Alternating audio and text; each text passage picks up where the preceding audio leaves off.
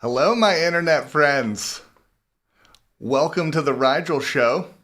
I see you back there, Steven. Just hang out for a little bit. We are coming to you live from my Earth Dome, also known as my mystical driftwood fort on the sandy beach of the cosmic navel, where song runs through all of reality.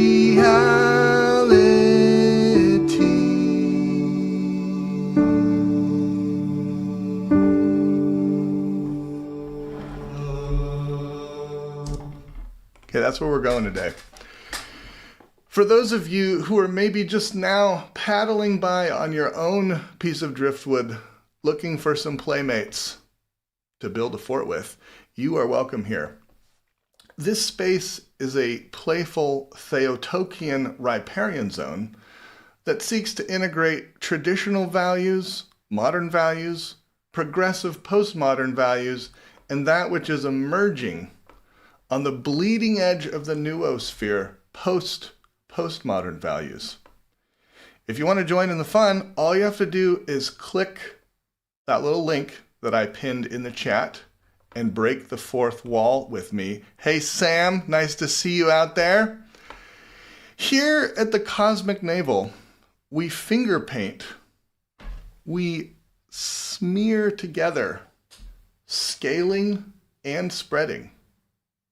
Okay? And when we scale too high, when Icarus's wings begin to melt and the bricks of the Tower of Babel fall, when I fall, see what I did there? We catch each other. The arms of the rhizomic plant life below will receive and re-earth me into her loving embrace, and I can begin again in this slow road to freedom, moving from glory to glory. So, I am going to enter the cosmic navel through I'm going to play a little piano. We already have someone in the waiting room. Steven, do you want to come on camera with me and just mute yourself, or wait until I open things up? You can give me a thumbs up for come on camera, or a thumbs down for wait. Got it. Okay. You got it. All right. Hey, Stetson, Scott. Hey, President Foxman. Oh, Matt. Matt, do you wanna hang out with me on my kind of as we journey to the cosmic navel? Thumbs up or thumbs down? All right. Just have to keep yourself muted. All right, folks. I'm gonna do something real weird, which I do. Oh my gosh, is it snowing in Washington State? It's magical, winter wonderland. Oh wow. Okay, this is perfect. Okay, I'm gonna bring my fingers to the stage now, and I'm gonna set a 5-minute timer. Okay, and we're just going to see what happens with my fingers. This is something weird that I do every once in a while. I will just put my head down, close my eyes, and kind of see what comes out. And luckily, when that timer goes off, you all will be, we can kind of like return to our senses, our normal senses. Okay, I'll stop talking and I will start playing. All right, timer is going, closing my eyes. Oh. All right, here we go. Cosmic Navel, we're coming.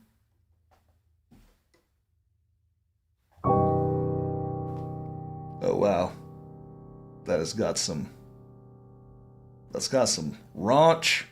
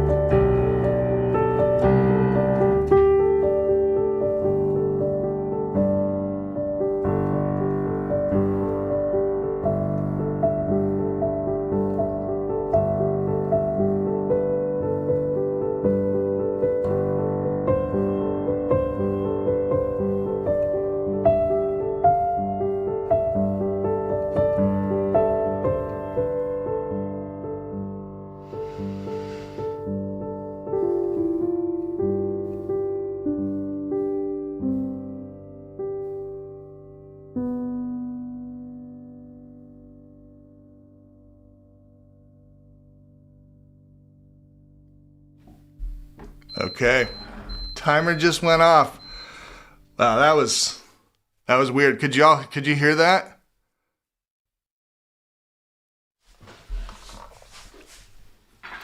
Okay, I'm gonna bring Steven to the stage.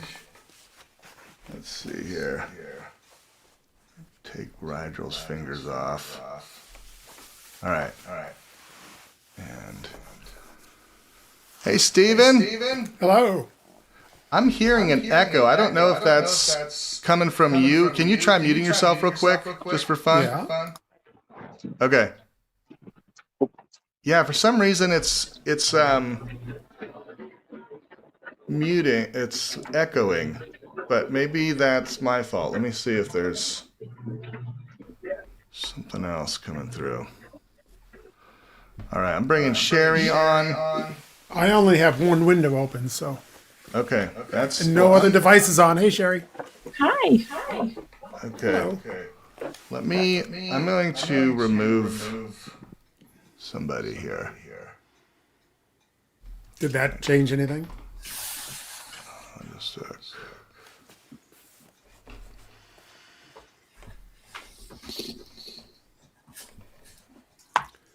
Okay. Oh man, I'm still hearing an echo. I've had that same problem with Steven when I've talked to him. I don't have anything else on. Huh. Some- Well, why yeah, don't maybe- Steven? Why don't you I'm just going to leave and come back? Yeah, why don't you leave, come back, and then if you have to just stay muted until you're talking, you can do that. All right. Sherry, Everybody nice to left. see you. Hi. And then where did Matt go? Skankenstein was on here with us in the snow, in the beautiful snow of Washington State. And I see we have President Foxman. We have Luke. Nice to see you. Hey, gender neutral fellas. Nice. Almond Tree, Matt. Yeah, Steven, just keep yourself muted, and then when you talk, unmute. Or if you have headphones, you can put those on and it won't do that anymore. Oh, wow. That'll work. That's a possibility, too. Okay. I'm sorry, you all, for, we just have to deal with tech issues, even in the Cosmic Navel, where song runs through all of reality. So, what's bubbling up for you, Sherry? Steven? I have never met you, Steven. Why don't you say a little something? Tell me about the home you grew up in, just very briefly. The home I grew up in? It was in upstate New York, like way out by Buffalo, New York. So in the snowy rural realms. My father is a physicist, and my mother's an artist, and I was the translator. So I've been doing that all my life. I'm a winemaker and a distiller now, and it's both art and science, and it's the perfect thing for me. Oh my gosh, you are like pitch perfect for this space. When you were playing your piano, I was like, oh, I do that all the time. Like I could set my camera up down to my fingers and we could play together probably. I'd love that. I'd love that. Also, it was interesting though. What you were playing was I've played similar things. It's an odd sort of thing. So I know a little bit about music theory, enough to be dangerous. Yeah, I barely know, music theory, but that's a very here. Can you mute yourself for a second, Steven? Yeah. I can't think when I have an echo. Yeah, it's a very risky thing. It felt very risky the first time I did it because I always wanted to just start off a show by putting my fingers somewhere down on the keyboard and just working out where I was going to go. I mean, what ended up happening this time is I just ended up on white keys because I know I can kind of figure my way around that somehow. Yeah, you started in kind of a jazz, kind of a mode kind of a thing, and then you fell down to human level normalcy. I feel like maybe I was Icarus getting a little too close to the sun in that moment, and you all just kind of caught me here. I put Cassia, the hymnographer, behind me today, so Nice. figuring you would like that. Yes, I do. Wonderful. All right. Ian, Matt, nice to see you all. Matt, why don't you go first? Because I know you have something kind of up your sleeve, I feel like. What's bubbling up for you today?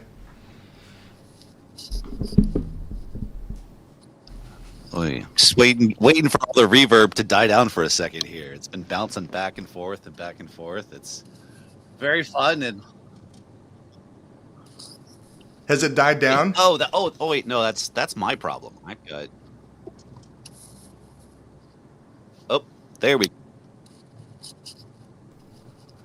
Oh wait, now I can't hear you. yeah. There we Oh go. wait, there we go. Hello? There we go. No, I didn't realize I left my YouTube window open, so I was getting both on a delay and was bouncing back and forth. And so yeah, no, I brought today. I'm very excited to almost announce. Been working for the last 2 months with a couple fellows on the next edition of this little zine. We are getting prepared to digitally publish as our Cyberpunk Islam edition is what we've got on tap for you guys very, very soon. Awesome. Can you tell me just a little bit about what inspired you to create a zine? Initially, it was the first edition was for Midwestuary.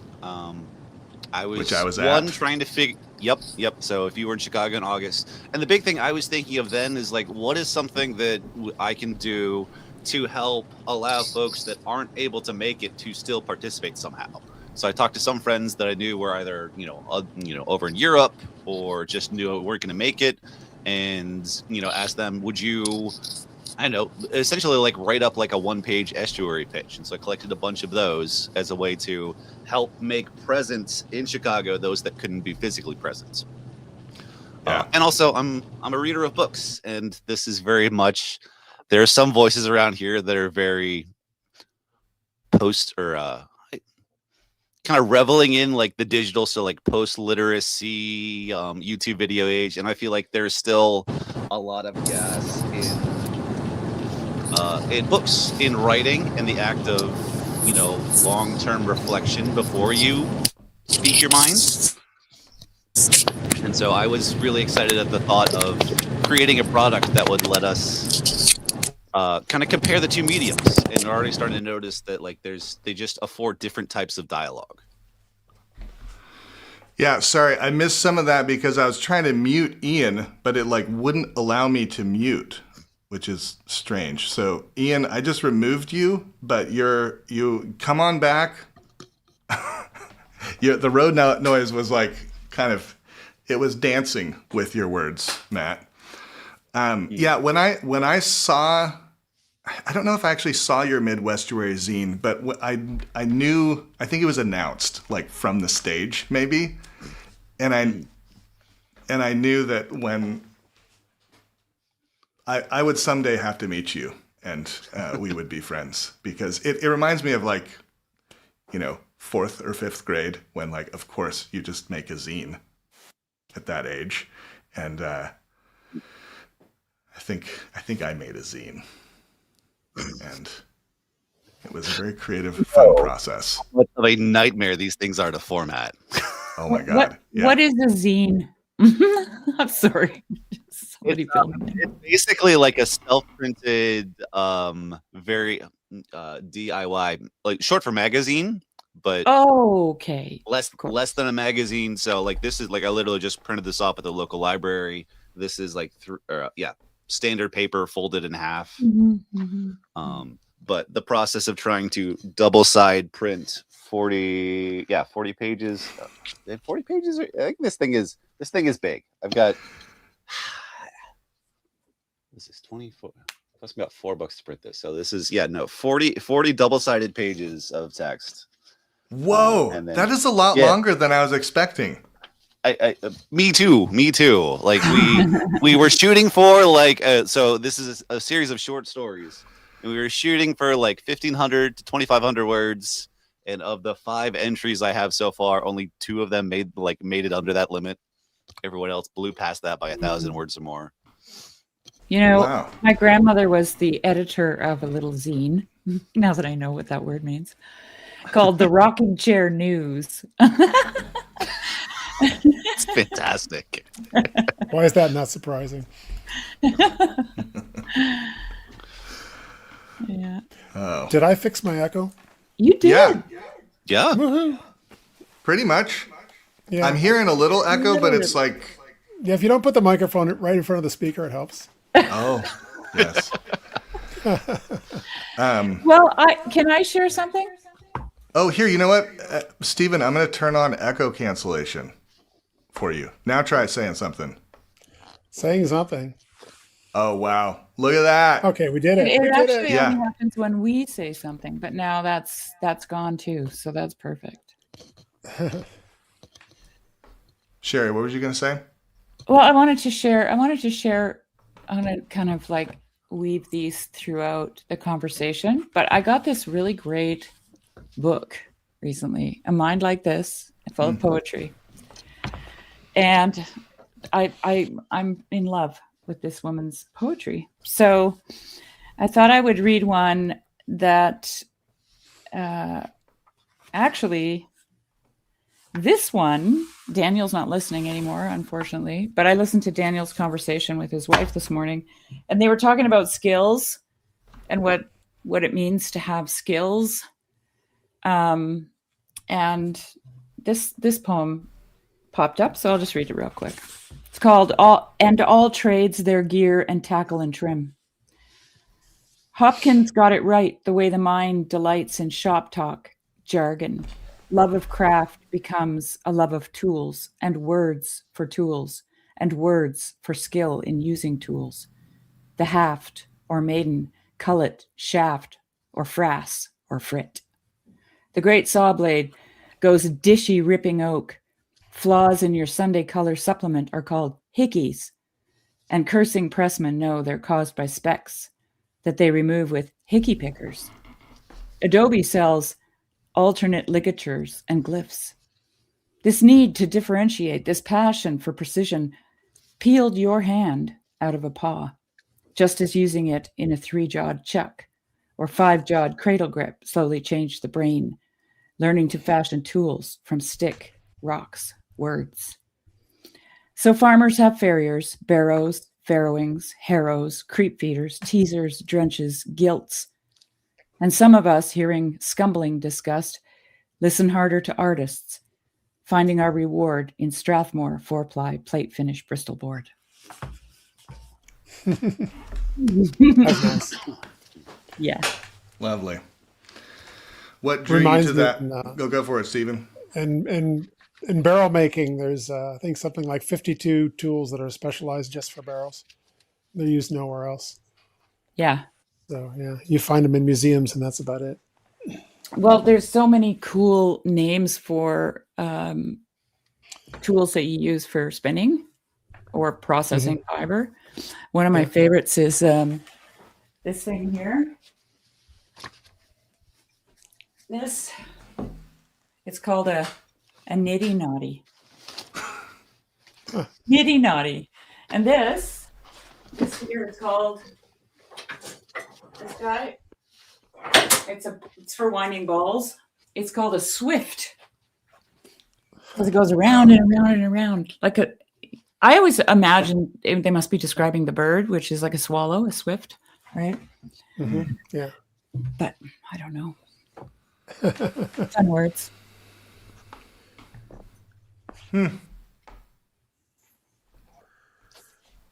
Well, Yeah. So I think Sherry and I have been talking for a while, and it's I think because we're both our love of poetry. So I write endless sort of kind of mediocre poems, and then she reads me beautiful well-written poems. I wouldn't say that, actually. I don't think they're mediocre at all. They're really beautiful.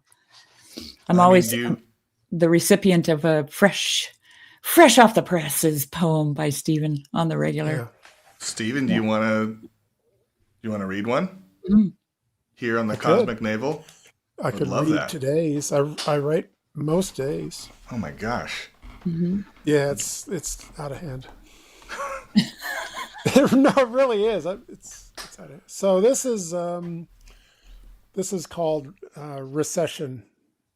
I wonder if I need to do anything beforehand. Probably not. Sherry will explain it all. Recession. With the snow away, away, in the new sun, fade the angels we had made. Released from a perversion, they return to that singing of our likeness.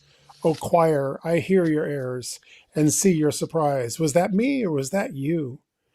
But you are as grass arising in the snowmelt. How could you blaspheme your perfection? Mm. Ooh. So we have a new we're the parish that I'm in is blessed with 3 choir directors, and one of them is pretty new and is a young, kind of an eager guy, and he's trying to repair us. And I'm like, we're busy singing with the angels, and you're trying to repair us. So we have a different kind of point of view about the whole thing. So I wrote that kind of as just a reminder that this is. People say, well, it's just a church choir. And I'm like, well, we're singing with angels. So probably something more than that. Yeah. I feel that.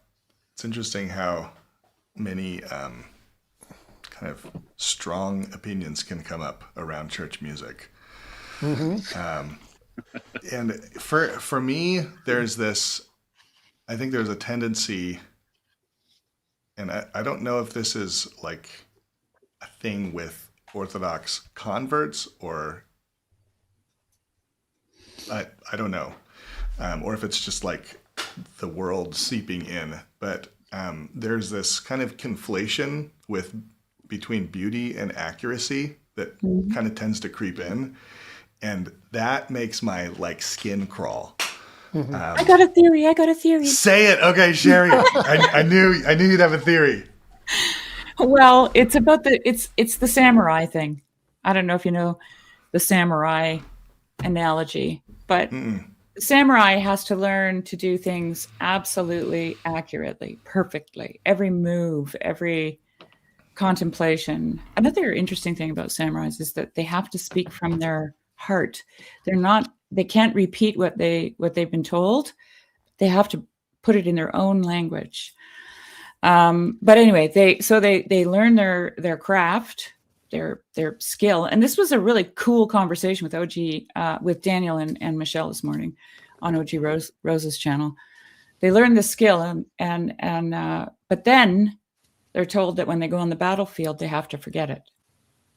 Okay. So that to me, and then they move beautifully, right? That's where the beauty comes in, when they forget the accuracy and they let it flow through. So, this is what we do as human beings when something is new to us. And I can compare it to my own journey with, working with fiber. Everything had to be perfect. And then I realized, okay, now I have to just throw that all out and I have to do what I want to do with it. I'm going to make it do the things that I want it to do. That's where the creativity comes in, right? So there's always a stage of perfectionism to a certain degree. It's like when you're a kid and you're learning to hold a pencil, if you don't do it perfectly, you won't be able to write or draw, right? So, you could probably hold it wrong, but then you'll hold it wrong for the rest of your life. It's like how I learned how to play the guitar. It's in the course in the choir, in the liturgy, in the Orthodox liturgy. It's a sung liturgy, and you're having to coordinate with the priest. So I think some of it is that, trying to coordinate with the priest. But still, it's. I think it's just. I'm a newer convert than he is, but I have a lot of life experience, and he has. I don't think he has as much. But I'm trying hard to let the beauty soak through the the precision that's being demanded. So Oh, that is so well said. Let the beauty soak through the precision that's being demanded. yeah, Well, there's an aspect of anticipation that you can engage there, I think, in your own self, yeah, because we're all becoming. yeah, And so you get to watch his journey, right? Like from a different yeah, perspective, which is yeah, exciting. I mean, yeah. that's watching Oh God at yeah, work. no, I'm not. Totally Yeah, watching God at I work. just wrote a poem about complaining. I'm not in a bad mood about it. But I'm very Stephen, free with my emotions, right? I let them go. Stephen, I want to, because Rigel doesn't know you very well. Can you tell Rigel how you became Orthodox? How you Yeah, first ended up in an Orthodox church? yeah, yeah. I so I'm a winemaker and a distiller, and during COVID things were quiet. We have a little winery distillery, my wife and I, um, and during COVID it was very quiet, and I was in a particularly artistic mood. Um, Mode even I was for months. It was great, and I was creating new flavor. I think some beautiful thing about distilling is you can sort of create.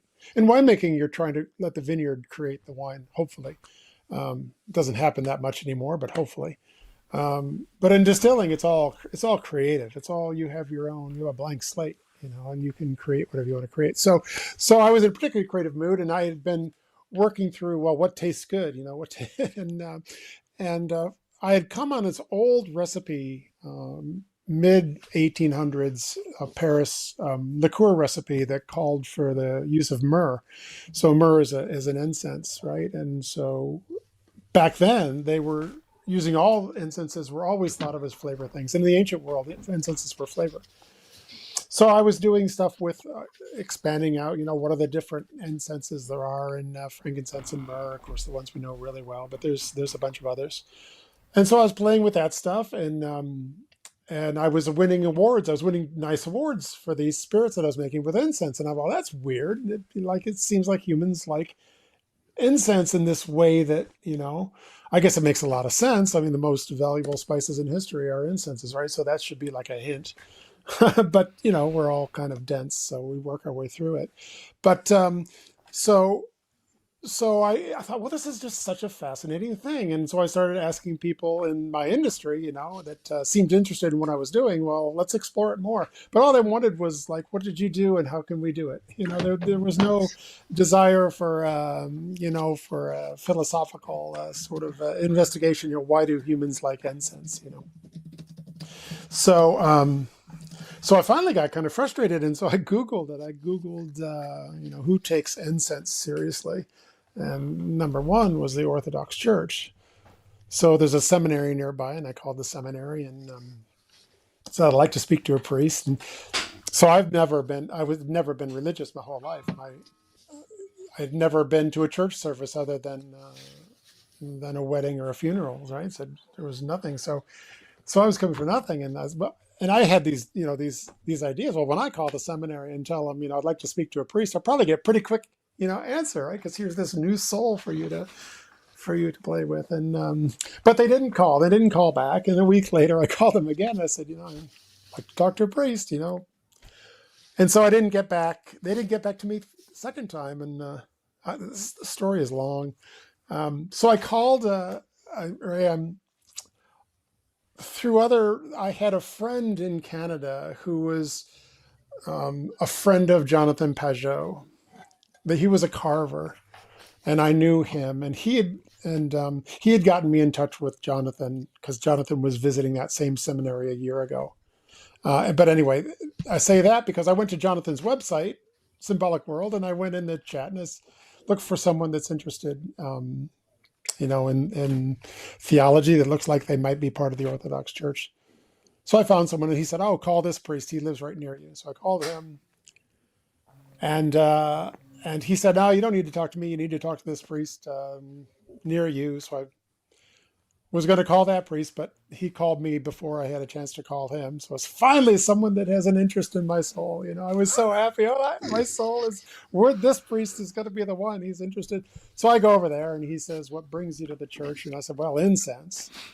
And without skipping a beat, I got to give my priest a lot of credit. Without skipping a beat, he takes me in the back and shows me all the different kinds of incenses, where they're sourced from, their properties. He let me smell them, and showed me how you burn them in the censer and all that. And between that and the entire interior of the church being covered with icons that were in a perspective of a window, which I knew perspective well because my mother's an artist, right? So I thought, well, this is a beautiful thing you got going on here. So I came to religion in the church, and it's been nonstop ever since through incense. Wow. So I was led by my nose to the Orthodox Church. I mean, that is so cool. And that he took you straight to the incense, like the thing that was bringing you joy. My industry was not interested in this priest who I'd never met. Right? Says, "Oh, let me show you everything." He still does when he gets new incenses. He brings them over and lets me. And then when he's sensing, I can always. I'm guessing like, "Oh, you were using that one. You were using that one." So it turned into kind of a game. But then I kind of got into the music side of it, into the choir side of it, and so that's still the incense is why. If you took the incense away, I don't know that I would go to the church. Yeah. But the choir would scream. They'd say, "Get over here." I don't know if I would pray if it wasn't for incense. Yeah. Well. So that's the long drawn out story of how. What a cool story. I love it. Wow. Are you going to read us something, Matt? Yeah. Hang on 1 second. I'm going to throw a cough drop in here. Yeah, read us something. Trying to distill the back of my, like the tingling in the back of my throat a little bit. Oh, hey, Carson. Nice to see you out there.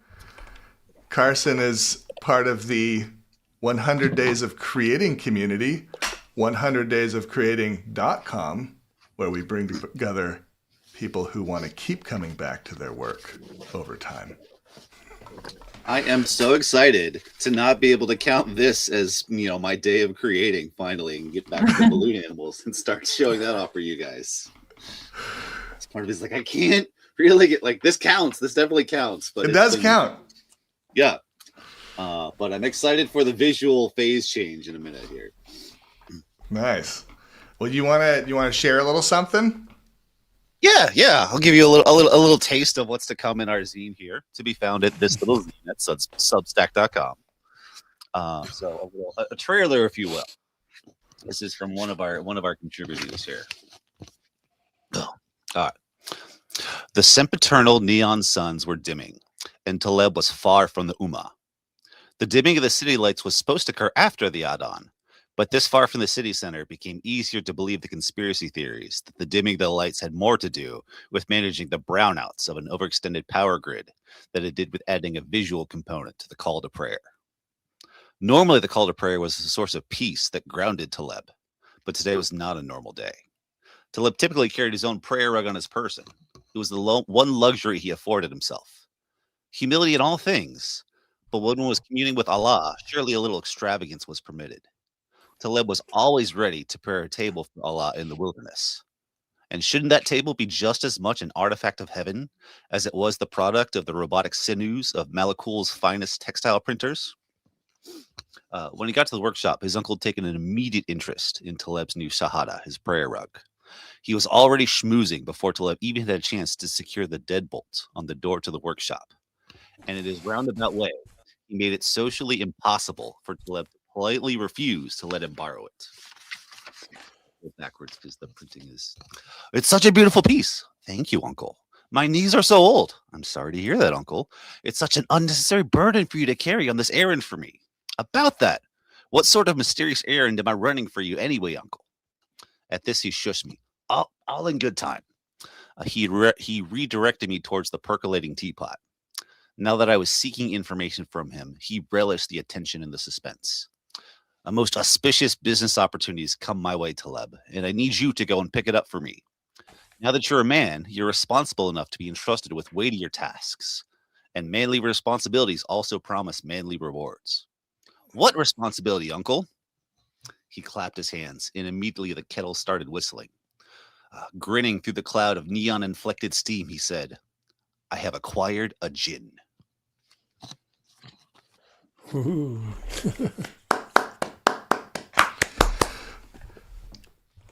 So That was lovely. that was fantastic. What is a djinn? I mean, our kind of closest reference is like a genie, like from like Aladdin. So the theme for the whole issue is Islam imagined in a cyberpunk future. And so we as far as Isn't like that backstory Claire's goes, thing? I'm not sure how much she reads like sci-fi because it feels anyway. But I won't say excited, but I'll say curious to hear her response if she gets around to the dregs of the corner that I hang out in. Yeah. But this all kind of started kind of like the beginning of the year with the election of New York City's mayor Mamdani, and we were just being hanging out with like the corner crew that I do, and we like to talk about things like civilizational religion. And so this was really, really interesting to us. And we started to kind of like initially ask the question, like, well, what would it look like if, say like a certain section of America resolved their meaning crisis by converting to a progressive form of Islam? Some sort of like this synthesis melding of Islam with like more like progressive political values that Mamdani seemed to be a pretty decent sort of like symbolic figure. And so that was sort of like we were just kind of like chittering about that for a little while.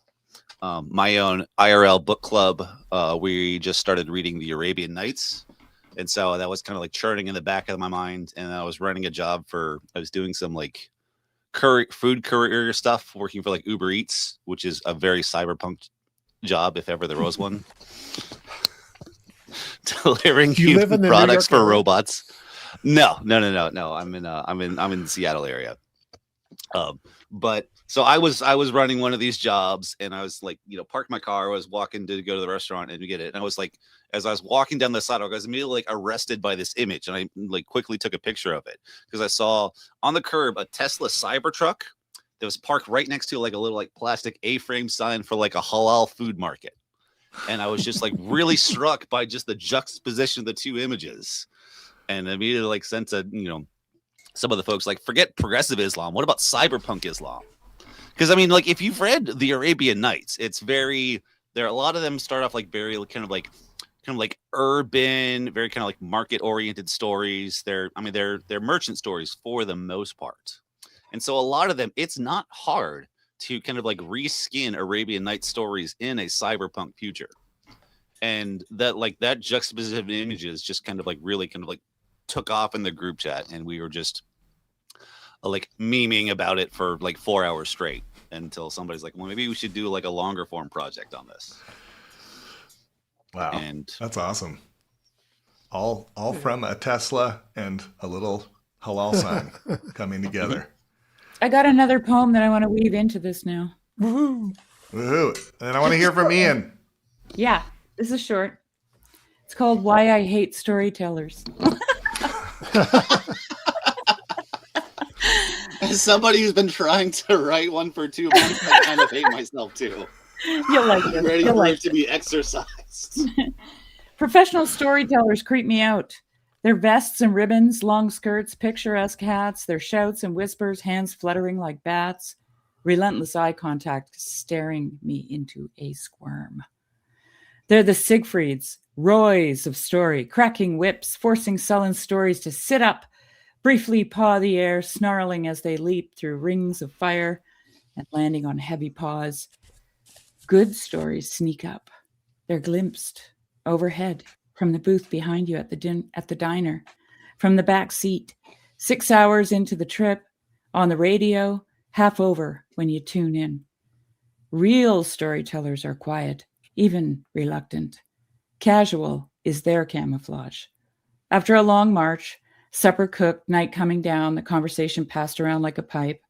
One voice starts ambling down a path that forks in unexpected directions, and you feel the great beast purring next to you in the dark, its bristly chin on your shoulder, its breath in your ear.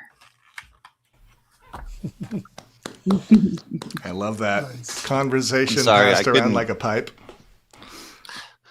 I guess the poem did its job by immediately kind of like, causing me to bristle. Because if you're gonna slam my fellow like showbiz folks, like I'm sorry, as somebody who's circus press adjacent.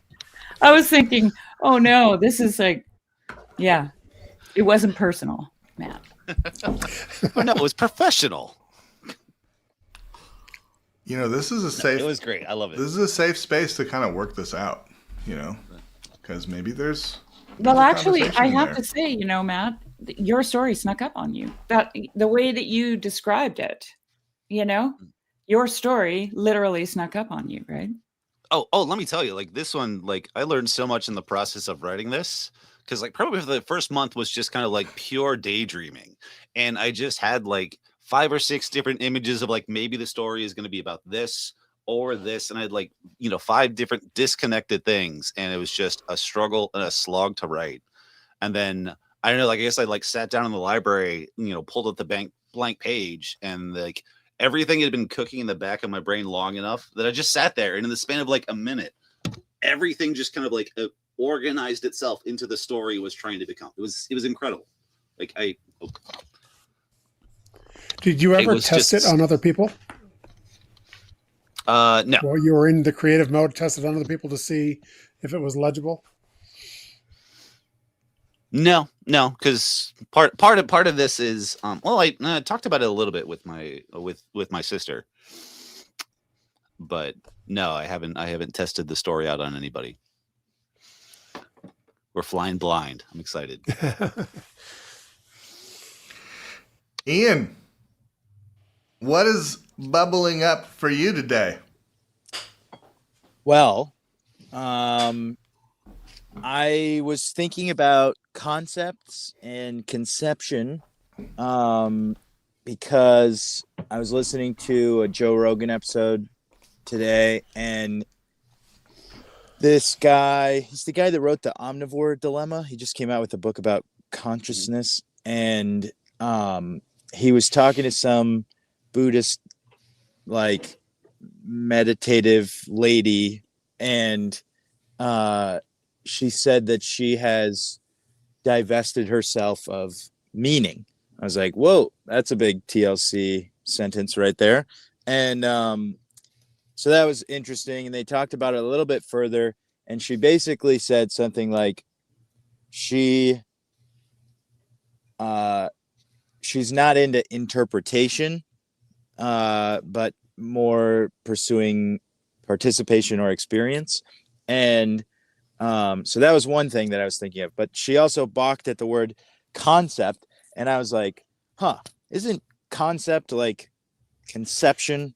Because we were talking, I think it might have been on this very channel, about the generative or creative process of relationship. And so anyway, I just looked concept up, and it's like to bring something in and to hold it, something like that. And yeah, it's a little bit more philosophical, but I think that this space is beautiful because we can deal with the philosophy of that and in sort of an experiential, creative way. Because like Skankenstein, I was thinking that that's a beautiful aspect of creativity, is the receiving of the idea, and it's very common across all different mediums. And I tend to think of it as like the logos, because I think that image came to me. I tried to describe it on a podcast, it went poorly, but like it's like out of the chaos of nothingness and darkness, the logos created the world, and it's sort of like amalgamized the necessary parts, or I mean, it says at least in Christian tradition, that it's like out of nothing. But I think that I'm not contradicting that. I'm just saying like the structure of things is what we get through the articulation of words, and more powerfully like the logos, capital L, or second person of the Trinity. But anyway, concept, conception, relationship with one another and with God, that's what's bubbling up. Love it. I actually have never looked up the word concept. I only have kind of a bristly, to use Matt's word, kind of a bristle relationship with that word. And one of my favorite quotes from an ancient church father, St. Gregory of Nyssa, says, "Concepts create idols, only wonder grasps anything." But I wonder if that's just because, like, when I try to capture, say, beauty and turn it into this like symmetrical thing that I think I have like finally I own it and like have dominated it, then that's when it becomes an idol. Yes, I just did a podcast that will come out in a couple weeks where I got to talk to Aspasia Karageorge. She does stuff with OG Rose, and it's really good. But she's a therapist, clinical therapist, psychologist, and she talks about being able to be emotionally articulate. So like to be able to inhabit yourself, like in the kind of woo-woo self way, similar in the way I was comparing it to my little baby. He's 15 months old, and he's like learning that he can flip his hand over, or that he can knock on things with his knuckles. And these things, like, they're not obvious to him. And I have to show him a few times, or he'll see me doing something, and you could see the articulation of the phalanges in his fingers that are like, I'm completely oblivious to that now, but he is discovering it, and it's completely novel to him. And so I think that I was trying to reference the emotional articulation as a form of that. So like when you have concepts, you no longer need to participate with it. Like you no longer participate with the mystery or in a sense of wonder. There's no discovery, and there's like a lack of intimacy with whatever it is that you conceptualize. And it's interesting because obviously I'm trying to use the procreative sense of conception here in a creative way, but I think that what you're doing is we say putting God in a box or something like that. Like when you take an idea in to hold it, you're limiting it to what it is that you can contain, right? And so there needs to be great fear, trepidation, bristling when it comes to doing that in the idolatrous sense. That's why I hated evangelizing people. Yes, yeah. Amen. Now I'm curious though what the relationship is between that and say like mental images, because I think part of the thing is if you think about something like what's the Vervaeke thing, like combinatorial explosiveness, yes. The fact that there is so much more going on than we are capable of perceiving, and so part of the brain's job is to reduce things down to something intelligible. That's kind of like the job of the brain, and so like we aren't able to function in a place of non-conceptualness. Like we have to figure out how to dance with the fact that it's not the fullness of the thing itself, but it's also, I don't know, I usually think of it as something like, especially for the things that you love, you're constantly trying to both like have a certain sense or appreciation of the thing that you love, while also recognizing that part of love is continuing to attend to it as if it can surprise you, because it can. Yeah, I think the idea that you're created from nothing is exactly the opposite. You're creating from everything and narrowing it down to the concept that you're looking at. If you ever see pictures of like top clothes designers in their offices, they're and caught in a moment where they aren't, posing for the camera. They're always flipping through endless magazines, and you look at the magazines they're flipping through, and you go, well, the way that you do things has nothing to do with what you're flipping through, but the whole point is to the larger your universe of things to distill down into what you want to do. So it's not that God creates from nothing; it's like God creates from everything and distills it down to something that's legible and then eventually to us, right? So Can I weave a poem in? Can I weave a poem Huh? in? Okay, weave a poem. But we're coming back to creation. Yeah, this is about that. I don't want it good. to. This is not to interrupt. Oh, good. no. This is This is to to- augment. Augment. It's called knitting lace. Like any window, any amputee, lace is defined by absence, by what is missing, lack. There is no such thing as solid lace. It is possible to churn out lace by rote. Each row executed, crossed off, mere mechanics of fingers, thread.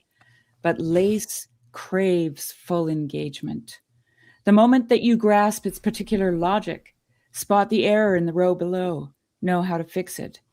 Not ripping out whole rows, but dropping down one stitch, amending, climbing back up, to go on waltzing, stitch, space, stitch, counting with the body, not the brain.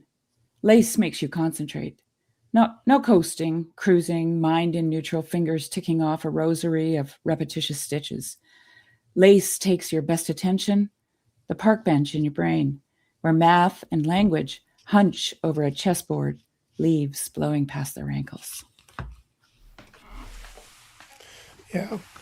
Yeah. So when I think back to that poem that I read before about the choir director and that error, and I want to say that, an error in the song is sort of God creeping in, right? It's the realm of that's outside your concept that sort of comes in. And sometimes when you're singing, you'll make a mistake in the singing. You're thinking, well, I know this. Well, how in the world did I make that mistake? It's like, duh, it's not about you. But sometimes, like when you were talking about the fashion designer looking through stacks of magazines, Yeah.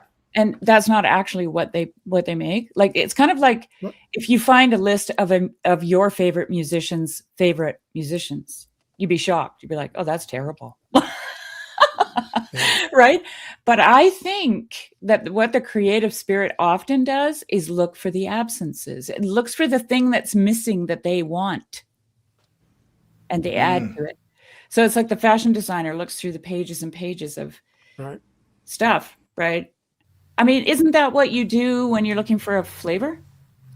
Yeah. What's missing? Well, people in my tasting room, people say, well, what do you advise I do to expand my knowledge of wine? I said, well, you should drink the kind of wine that you like the least.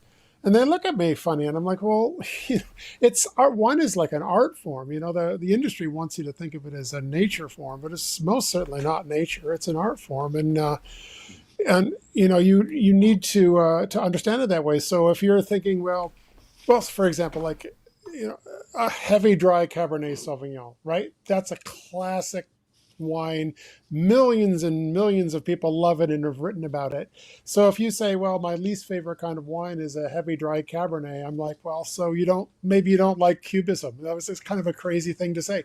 There's something about a heavy dry Cabernet that has meaning, and that maybe my thing that I say is, well, if you don't see the meaning in a dry Cabernet, maybe you're not looking at it as art, you're looking at it as a nature, and you're a natural thing and you don't like Cabernet, and you were told Cabernet is a natural thing, there's nowhere to go. But Cabernet is an art form, and you are an art loving creature, and it's time to go to the museum and observe, So I think we often, the world, the commercial world, I guess you might say, is really trying to reduce us down to this, this very limited kind of a thing. You are a natural thing, but you're not a natural thing. You're a natural thing plus.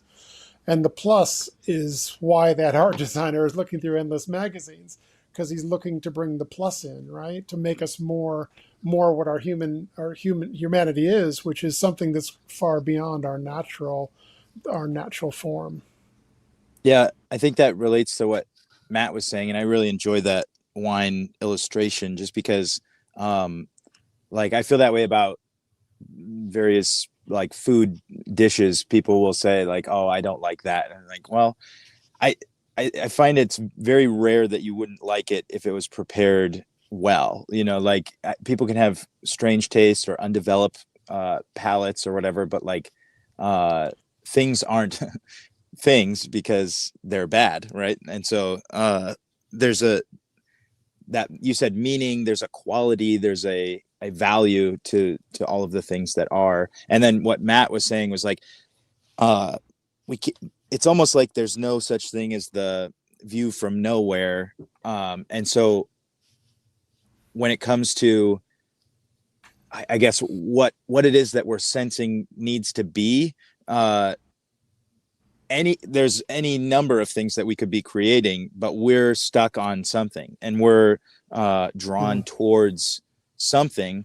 And I love the practice, Stephen, of taking within yourself something that you would not prefer based on preference or pleasure or comfort or ease, right? Because I think it's similar to the emotional articulation. It forces you to learn different parts of yourself in order to develop and discover.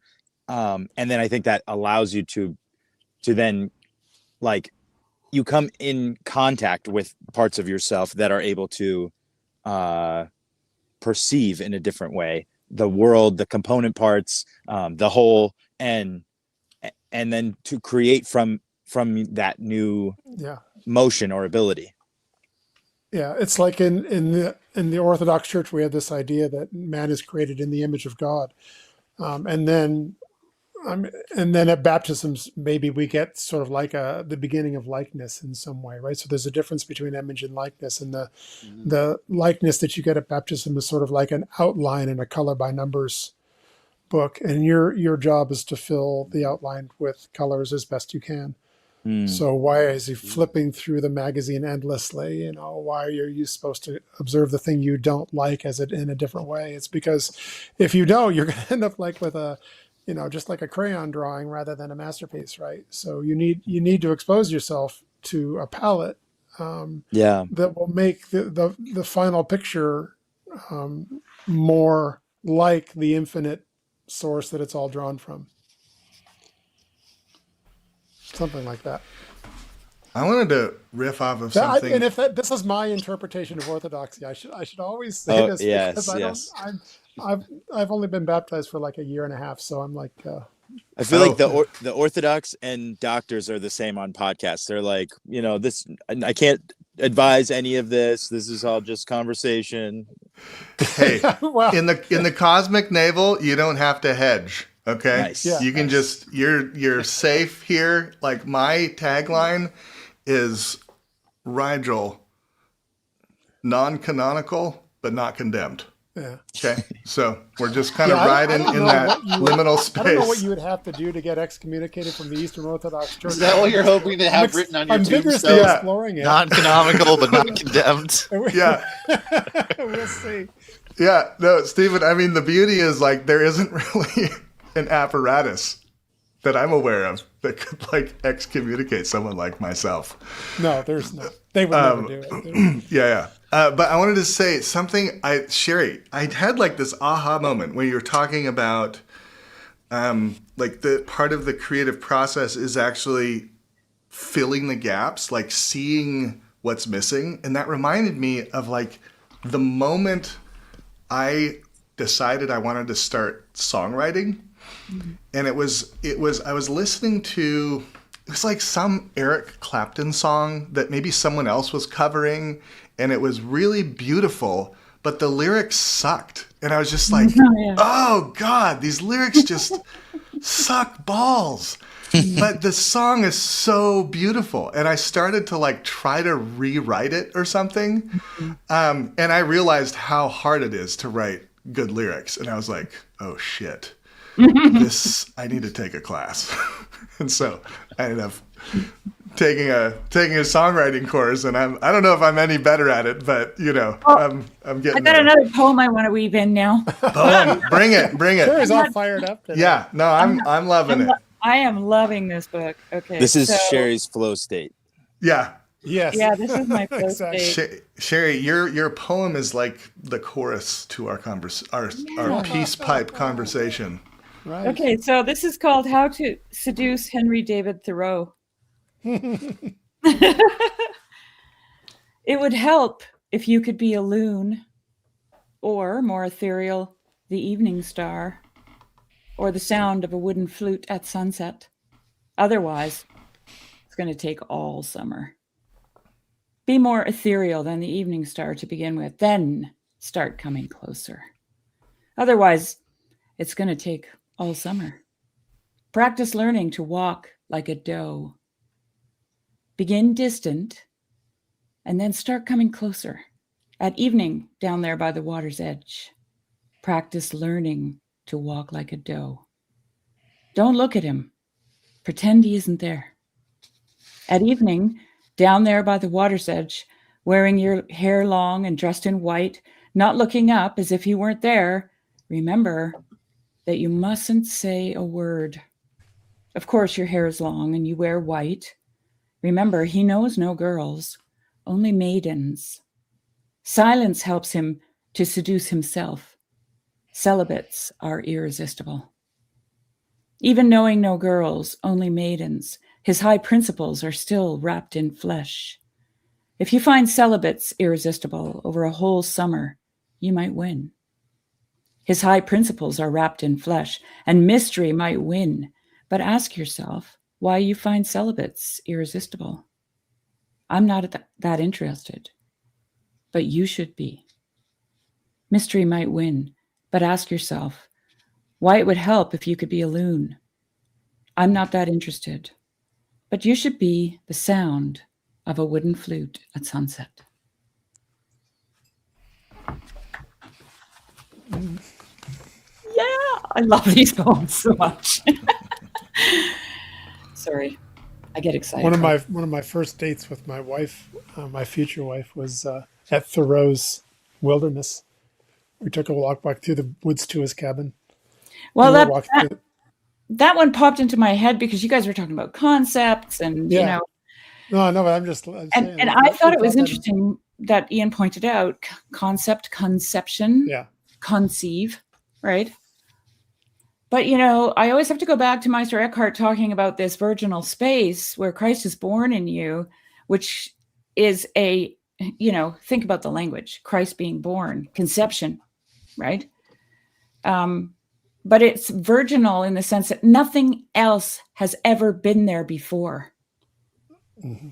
So, in other words, there are no preconceived notions, no concepts, no preconceived conceptions.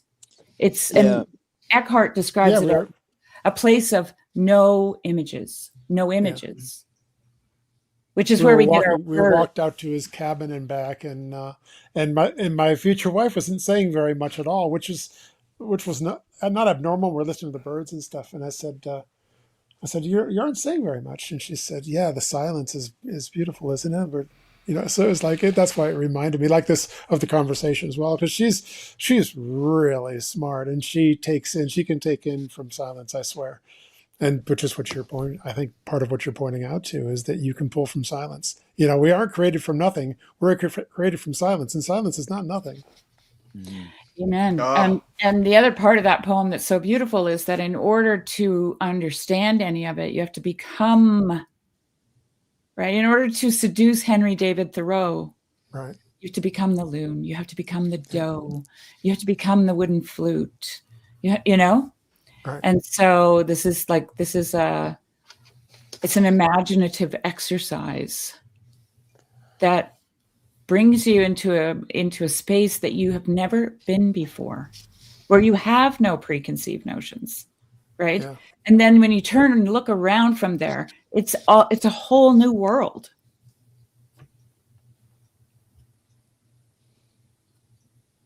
Yeah, there's something there with the virginal space and the concept.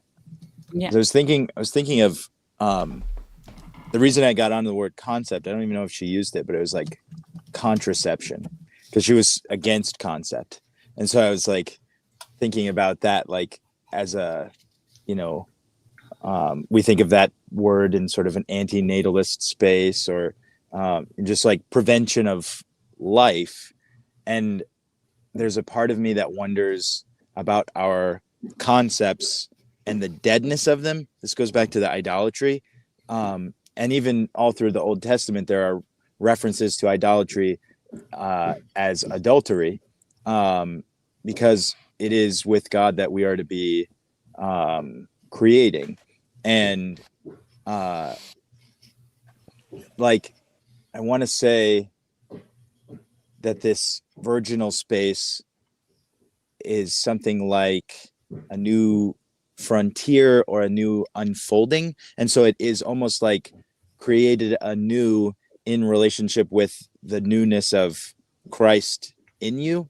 You see what, like, because we are who we are, but there are parts of ourselves, I guess, that we are unfamiliar with and we're unable to articulate because we're unawares of them. But then the awareness comes through the contact of God with those parts of ourselves. And so you reach, well, you can reach deep within yourself and find places that have been disturbed in the past.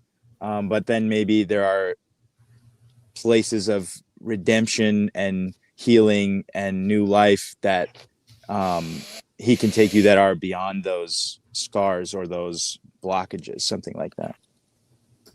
Well, I mean, just to clarify, so there's no confusion, because I'm not sure if there is, if there is at the moment, but Meister Eckhart claims that there is that space in you, like that is completely virginal, like that has no trauma, has no, there's nothing, okay. there's nothing there. And there's a favorite line from me, from George MacDonald that I love, where he says, "A man can know and not know that he knows, and virtue can flow out of him, and he is completely unaware of it." And so for MacDonald describes that place as the place where God lives in you. That image. So it's the place we go to. It's the image. Yeah. And it's actually dark to us. So if you think of a virginal space, like physically, it's kind of locked away in the dark there, isn't it? Okay? So that space where God lives, that image is dark to us. It's like in a lot of Orthodox prayers, they say, "Illumine my darkness." Yeah. It's like if you ever want to be reminded of that, all you have to do is think about flavor, right? Like you have you have this idea concept, you have this idea of what broccoli tastes like, but where is that? Where is it existing? What are you forming the idea of the flavor of broccoli from exactly, right? It's like, one of the reasons I'm so attracted to flavor, and I think why the church was a perfect analogy to incense, is that it takes us to a place that's just beyond our ability to think. We can't think of where that thing resides, right? We can think of where rational concepts reside, but and I think in some sense our vision is fairly illusory. But I mean, your sense of taste and aroma is pretty truthful, right? It says you can't say, well, that's not broccoli and really believe it, right? You can't be deceived by it. So I think that if you ever want to be reminded that you are born of something else, just remind yourself that you have no idea where that flavor resides and why it is that you like it. It's beyond you, way beyond you. It's. I mean, if you ask an evolutionist, it'd be like it's 250 million years of evolution of a bacteria trying to figure out what it should eat to survive, and it's way smarter than your little rational sense or your I don't know 250,000 year old 500,000 year old visual cortex, right? So yeah, your brain is built around your sense of taste, and it's smart. It's a smart thing, and so if you contemplate taste, you will encounter something that's way smarter than you are. So if you don't believe in God, you can at least believe that something smarter than you is driving your ability to taste. And Stephen, just out of curiosity, because taste and smell are the most tightly connected to memory. Yeah, What do you think? built around What it, do you so- think of that? Wow. I think it's because it triggers memories because of the depth of where it resides. I mean, I'm just thinking eternal memory. I've been thinking a lot about it because Yeah. Oh, yeah. Well, my I mother-in-law could give passed. you my biggest worst theory. Yay! Yes, give the biggest worst theory. My biggest worst theory, which appears to be, I've run it by a lot of people that should know better than me, but so yeah, so why do we like incense? And it's like, well, it's the sap of trees, right? Incense is derived from the sap of trees. So why in the world would we enjoy the aroma and the flavor of the sap of trees so much? It's like, well, and again, if you go from an evolutionary point of view, well, we've been out of the trees for 500,000 years, but we were in them for 30 million years, something like that, right? So we came out of the trees because we were developing a visual sense in the firelight, right? It's kind of Grimm's idea of the firelight flickers, and so we've got this sort of our visual sense is very tied to the flicker of the fire. The fire would drive the animals away, and we could sit there in the firelight and describe what it is we did that got food better, and then we would try to imitate the people that were more successful at getting food. So it was a huge thing to be able to relax a little bit and so our visual sense, so that we could understand what people were trying to say better, for facial cues and whatnot. But be that as it may, so you think, well, what were we doing before that? We were hanging out in trees, and what's the hierarchy of trees? Well, the hierarchy of trees is the dry, hollowed out spot. The largest dry, hollowed out spot is where the king sits, right? It's like it's out of the weather. It's out of the. It's where you would want to go if you could, and you were living in trees. And so, what's the hollowed out space of a tree smell like under the influence of your body heat? It smells like the sap of the tree. So here we are, loving, valuing incense spices more than anything else. We're sending it up in the Orthodox Church. We're offering incense up to bring the grace of God down into the liturgies. That's the first thing we do. The very first thing we do in the Orthodox liturgy is we say, here's some incense, send us grace. That's how we start the whole thing. All right. So from my point of view, it's like, yeah, how do you get home if you can no longer think? You can smell your way home. Oh, Oh my God, that's so good, Stephen. My theory. Your theory is welcome in the cosmic navel. Amen. And so far, it seems like a good idea. Wow. So amazing. I teared up a little the bit. priest took me behind. He was like, and then it's just the whole. Well, the first thing we do is we send incense up to bring down the grace of God. I'm in. I mean, I don't know what God is, but you've got my attention. I think we have the same idea of what God might be. It's just. Stephen, I am blown away by that story of your conversion, and I didn't comment on it earlier, but since we have this beautiful story, I just see in it like there's this sense that people convert to Orthodoxy or Catholicism because it's new, it's different, it's like shiny, it's like the rebellion against the Protestantism in America that is more normal, and even there's an internet spin on that where people are like, well, it's interesting, and so that's why.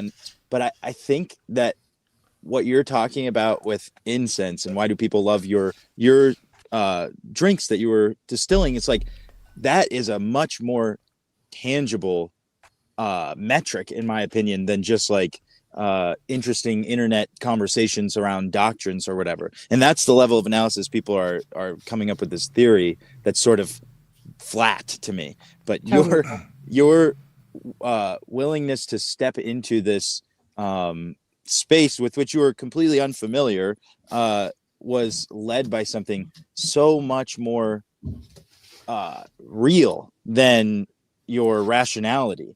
And I think that it's impressive to me. I'm taking this away from this conversation that like there is a deep and real Connection. Earthiness. Yeah, that's why I say earthiness, right? Because we are connected to the earth in ways that we can't even articulate with all of our rationality and scientism and all of this, we can't get down to like, oh yeah, this is something that's important, this is something that is experienced, and it's something that speaks to us, quotation marks, in ways that our societies are unable to discern through the way that they're constructed, I guess.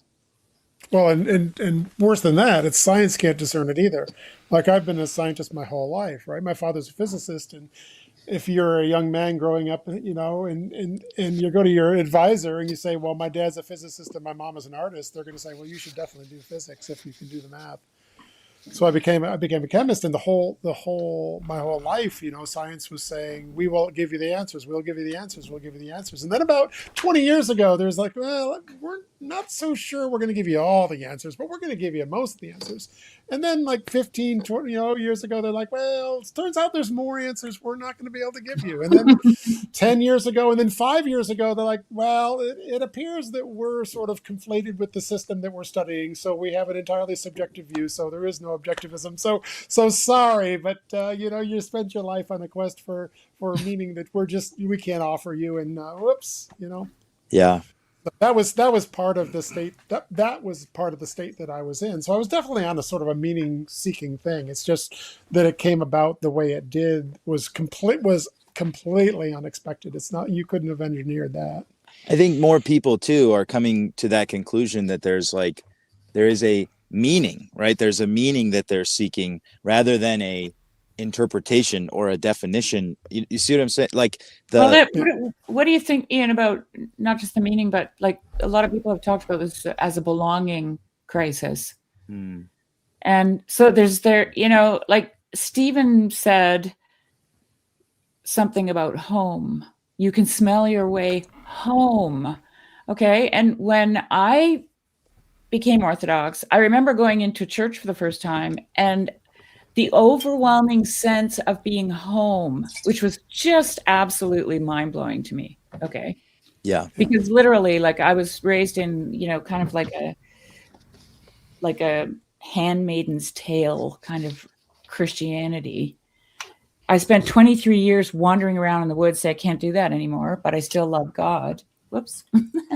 and then I decided to join this like ancient institution, which was scaring the crap out of me.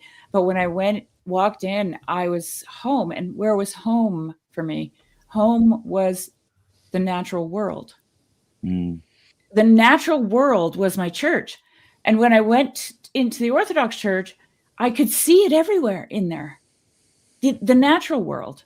I could see it in the beeswax, in the tree sap, in the altar, in the four corners of the earth, and the four directions of the wind, and the dome and the stars, and I'm like, oh, this is home. Yeah. So you said you didn't like evangelizing, Sherry. You're lying to us. I want to go to Sherry's church. Yes. I just keep saying me. Yes.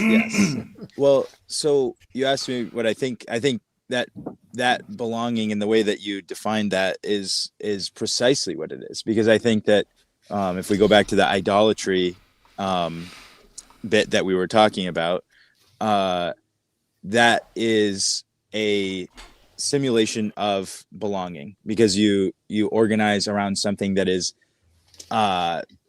powerful enough to collectivize, and yet the results are deafness and muteness and blindness, just like the idols, right? I think that's in a psalm somewhere, or in Isaiah, that the things that you worship that are not life itself, like capital L, God, life, then you end up imitating them in some ways, and that's not where you belong. So there's a fittedness of each one of us that comports with the belonging. So like, it's not just that there is a space and you can belong to it, but that you do belong to it, right? And so there's like a right ordering of things, and this is this is it is at the core of each human being that we are created, like created to be loved by God,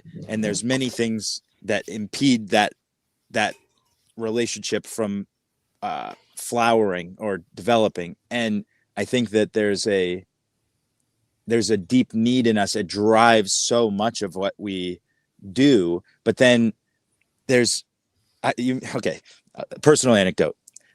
I went to a church for a while, and I ended up, I met them through a mission thing, and then I interned there for 6 months, and then I left and got married, and then we went back to work there for a year. And it was really going to be for a long time, because it was like fulfillment of a calling, is that, and also fulfillment of dreams, to be certain of my path.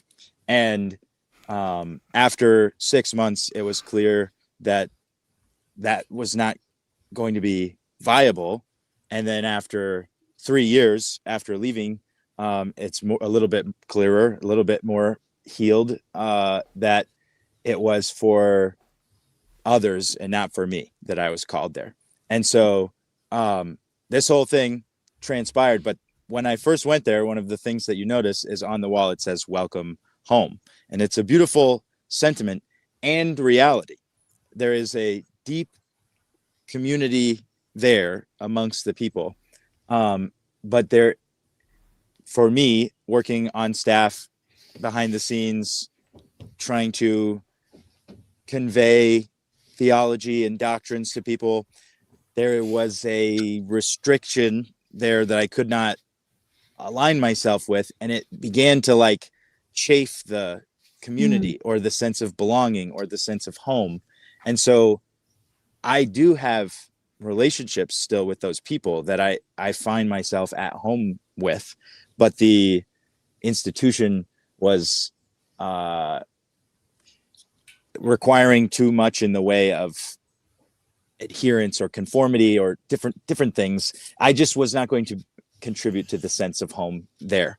But what you're describing gets more at the heart. And I'm not trying to say that you can only find it in Orthodox Christianity, but it gets more at the heart of the problem. What is our goal? And so Orthodoxy, I believe, is something that is very well, like they have the problem statement well stated. You see what I'm saying?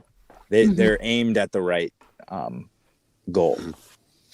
All right, from the Peanut Gallery, we have Luke asking for Skank's thoughts on this. And just FYI, time check, we just have a few more minutes. So, Matt, why don't you give us some of your thoughts, and then we can all just kind of go around and share one word, something that stuck out we want to take away from the cosmic navel in this eternal present, groundless ground. Go for it, Matt. Maybe I'll dip into some poetry too here. On Yeah. The sense of, Yes. So this is okay. There we This go. is a big win for I convinced my normie IRL Big Eva book club to read Saint Ephraim the Syrian's Hymns on Paradise. Nice. So we're going through we started off going through the Arabian Nights, and I read a little bit ahead, and I'm like, we need to read more than just this, because they can get pretty saucy pretty quickly. And so I was like, maybe we need something to kind of like, sanctify our palate a little bit as we're going through these things. And so we were just kind of like reading through them as a couple of them as a group out loud. And there was one line in particular that really struck, like, just kind of like capture the group for a good half an hour.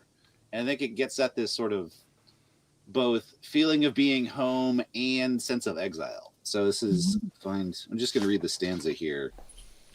And this is just the second stanza of his first hymn on Paradise, where he's kind of like standing at the gates here, where Ephraim says, I took my stand halfway between awe and love. A yearning for paradise invited me to explore it, but awe at its majesty restrained me from my search. With wisdom, however, I reconciled the two. I revered what lay hidden and meditated on what was revealed. The aim of my search was to gain profit, and the aim of my silence was to find succor. And it's just this. mutual like there's like the experience of like two magnetic poles at the same time of both attraction and repulsion. There's a sense of homeness, but also a sense of kind of like exile, which I mean like he goes through and like talks about Adam and Eve's expulsion from the garden, but also the sense that like there's this image that he talks about like paradise is like the halo, like kind of like there's a halo around the moon. Paradise is the halo that surrounds like the earth. So in a sense, like you're always just outside of paradise. It's no matter where you are, it's equally available to you, but it's both present. There's this mutual presence and distance that you're always kind of grappling with. I'm just nodding all along with you, Matt. Well said. All right. We have to wrap it up pretty quick, but I just want to go around and let anyone kind of... Wait. One more thing. Yeah, okay, one more thing, please. Just going to say to the Peanut Gallery, by the way, Luke, him one, Ephraim, confirmed Infernalist. Oh, dang it. Ephraim, he's harkens from what? 250 AD? 250 AD. And I feel like, I don't know, like I was talking about this a couple of weeks ago. I feel like there's something to like... Infernalism is for like the frontier folk, and universalism is for, you know, folks in the cities. So universalism's urban, and infernalism is for the frontier. I don't know. Yeah, no, I think like your felt experience of geography. We're gonna have to. Oh, geography, interesting. I was gonna say, and this could just turn into another 4-hour conversation. I was gonna say there are maybe developmental models of kind of the eschaton that work for the frontier or more kind of complex systems. And one isn't better than the other necessarily. But yeah. I mean, in a sense, like your theology is part of your ecology. So in a sense, like it's should be helping you to live within the space you find yourself in. All theology is local. Matt, you're just dropping bombs. Okay, let's go around. Sherry, Stephen, Ian. Okay, I'm gonna make it short and sweet. Just gonna hang on what Matt said earlier after he read Saint Ephraim about exile and so on. And I also wanted to point out that Jacob said universalism is infernal. Amen. Oh, dang it. Okay. All right, Stephen and then Ian. Wait. Wait, Sherry's not done. I wanted to read this short poem. There are moments when the veil seems almost to lift. That's our exile, Matt. And we understand what the earth is meant to mean to us. The trees in their docility, the hills in their patience, the flowers and the vines in their wild, sweet vitality. Then the word, capital W, is within us, and the book, capital B, is put away. Mary Oliver.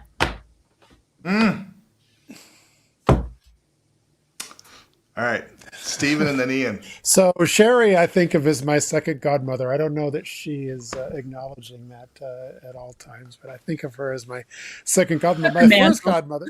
Huh? I took the mantle, but we're both kind of limping along because we're not very...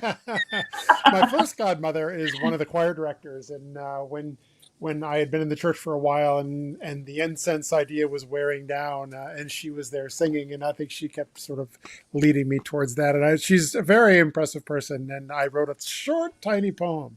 So here's the short time. It's called With Crown of Stars. With crown of stars and angelic voice, awaiting St. Cyprian's pastoral homily, she surveys her realm from the choir's keep, and the beauty she magnifies carries the myrrh. Beautiful. Myrrh-bearing women, okay? Just dropping that in there. Yeah. All right. Ian and then Matt.